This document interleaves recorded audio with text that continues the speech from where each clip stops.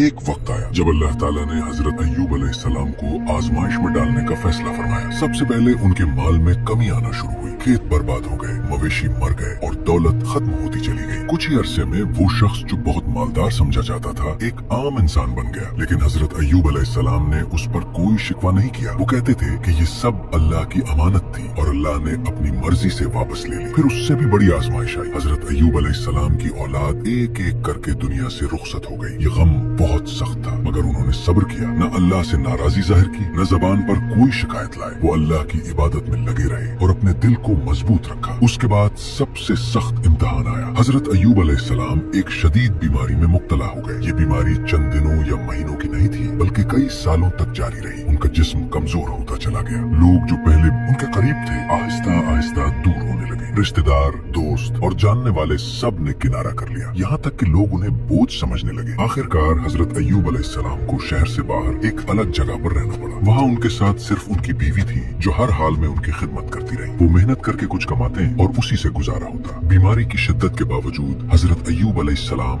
नमाज, दुआ और जिक्र से गाफिल नहीं हुए। साल गुजरते चले गए, जिस्म में ताकत न रही, मगर दिल में ईमान मजबूत रहा। हजरत अय्यूब अलैहिस्सलाम कभी ये नहीं कहते थे कि मेरे साथ ये सब क्यों हो रहा है। वो जानते थे कि आजमाइश अल्लाह की तरफ से है और उसका कोई मकसद जरूर है। एक वक्त ऐसा आया जब तकलीफ हद से बढ़ गई। तब हजरत अय्यूब अलैहिस्सलाम ने अल्लाह से दुआ की। उन्होंने ये नहीं कहा कि ए अल्लाह मुझे शिफा दे, बल्कि आजिज़ी के साथ अर्ज किया कि मुझे तकलीफ पहुंची है और तू सबसे ज्यादा रहम करने वाला है। ये दुआ हिकायत नहीं थी, बल्कि अल्लाह पर मुकम्मल भरोसा था। अल्लाह ताला ने उस दुआ को कबूल फरमाया। अल्लाह का हुक्म हुआ कि जमीन पर पांव मारो। जब हजरत अय्यूब अलैहिस्सलाम ने ऐसा किया तो वहाँ से पानी का चश्मा निकल आया। उन्हें हुक्म दिया गया कि इस पानी से गुस्ल करें और उसे पिएं। जैसे ही उन्होंने अल्लाह के हुक्म पर अमल किया, बीमारी खत्म हो गई और सेहत वापस आ गई। अल्लाह ताला ने हजरत अय्यूब अलैहिस्सलाम को दोबारा ताकत अता की। उनका जिस्म ठीक हो गया, कमजोरी खत्म हो गई और वो पहले की तरह तंदुरुस्त हो गए। इसके बाद अल्लाह ने उन्हें माल भी अता किया और औलाद भी दोबारा अता फरमाई।